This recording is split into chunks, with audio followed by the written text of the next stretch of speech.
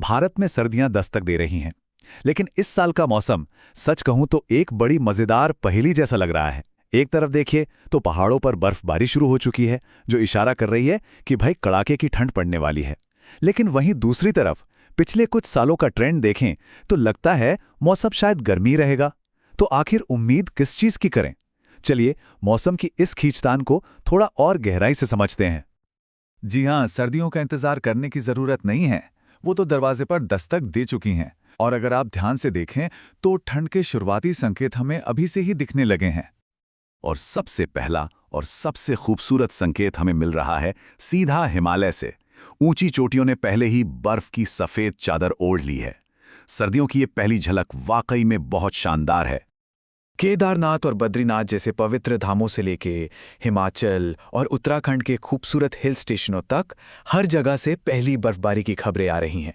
ये इस बात का एकदम साफ संकेत है कि ठंड का सिस्टम अब एक्टिव हो चुका है। लेकिन यहां एक बहुत जरूरी सवाल उठता है। क्या पहाड़ों पर हुई इस शुरुआती बर्फबारी का ये मतलब है कि पूरे देश में कड़ाके की सर्दी पड़ना तय है? देखिए, इसका जवाब इतना सीधा नहीं है, क्योंकि असल में पर्दे के पीछे दो बड़ी ताकतें हैं जो एक दूसरे से टकरा रही हैं। तो चलिए अब इन दो बड़ी ताकतों को समझते हैं जो इस साल हमारी सर्दियों का मिजाज तय करने वाली हैं। ये एक तरह की दिलचस्प क्लाइमेटिक खींचतान है, और जो भी जीतेगा वही तय करेगा कि हमें रजाई की जरूरत पड़ेगी या बस एक कंबल से काम चल जाएगा। पहली और सबसे शक्तिशाली ताकत है ला नीना। अमेरिकी मौसम वैज्ञानिकों का अनुमान है कि इस साल सर्दियों में इसके आने की 71% संभावना है। और ये कोई छोटी मोटी बात नहीं है, क्योंकि ला नीना का असर बहुत गहरा होता है। तो ये ला नीना है क्या भला?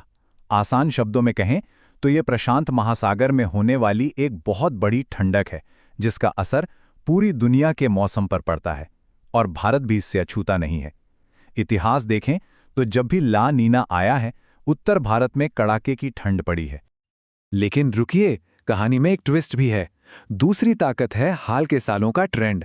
अगर हम पिछली सर्दियों को ही देखें तो भारत के कई हिस्सों में रात का तापमान यानी मिनिमम टेम्परेचर नॉर्मल से ज्यादा था, और शीतलहर या कोल्ड वेव के दिन भी कम ही थे। ये हमें बिल्कुल उल्टी दिशा में सोचने पर मजबूर करता है। ये ग्राफ इस बदलाव को और भी साफ कर देता है। देखिए, पहले जहां हमें सर्दियों में औसतन 5 से 6 दिन भयानक ठंड का सामना करना पड़ता था, वहीं अब ये संख्या घटकर महज 2 से 4 दिन रह गई है। तो क्या ये ग्लोबल वार्मिंग का असर है जो हमारी सर्दियों को धीरे धीरे गर्म कर रहा है? तो ये है सर्दियों का असली रण क्षेत्र। एक तरफ है ला नीना जो कह रहा है कि इस साल ठंड ज्यादा पड़ेगी, शायद बहुत ज्यादा। और दूसरी तरफ है हाल के सालों की सच्चाई जो बता रही है कि रातें अब उतनी ठंडी नहीं रहीं और कोल्ड वेव भी कम हो गई हैं। इन्हीं दोनों के बीच इस साल की सर्दी का भविष्य तय होना है।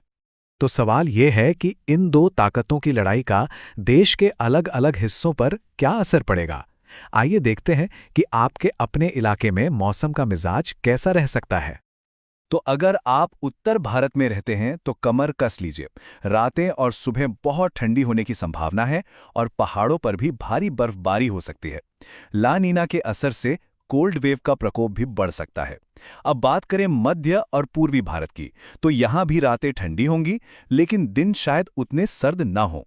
और जहां तक दक्षिण भारत का सवाल है, वहां सर्दियां हल्की ही रहेंगी। लेकिन हां, ला नीना की वजह से उत्तर पूर्वी मानसून जमकर बरस सकता है, मतलब बारिश ज्यादा हो सकती है। अब सवाल ये उठता है कि ये पूर्वानुमान असल में हमारी आपकी जिंदगी के लिए इतना जरूरी क्यों है? मौसम के इन बदलावों का हमारी रोजमर्रा की जिंदगी पर आखिर क्या असर पड़ता है? देखिए, इसका असर एक चेन रिएक्शन की तरह होता है। जैसे ही ठंड का दौर शुरू होता है, इसका सीधा प्रभाव सबसे पहले खेती और बिजली की खपत पर पड़ता है, और उसके बाद स्वास्थ्य और यातायात जैसी जरूरी सेवाओं के लिए भी नई चुनौतियां खड़ी हो जाती हैं। चलिए इसे थोड़ा और समझते हैं। किसानों के लिए पाला पड़ना मतलब पूरी फसल का बर्बाद हो जाना। शहरों में हीटर और गीजर चलने से बिजली की मांग आसमान छू सकती है। सेहत के लिहाज से ठंड से जुड़ी बीमारियों का खतरा बढ़ जाता है, और पहाड़ी इलाकों में ज्यादा बर्फबारी और भूस्खलन से सड़कें बंद हो सकती हैं। तो ये सिर्फ मौसम की बात नहीं है, ये हमारे जीवन से सीधे तौर पर जुड़ा है। तो आखिर में हम उसी एक बड़े सवाल पर आकर खड़े हो गए हैं। इस सर्दी में जीत किसकी होगी? क्या ला नीना की शक्तिशाली बर्फीली ठंड हावी होगी, या फिर बदलते क्लाइमेट की लगातार बढ़ती गर्मी अपना असर दिखाएगी? इसका जवाब तो खैर हमें आने वाले महीने ही देंगे।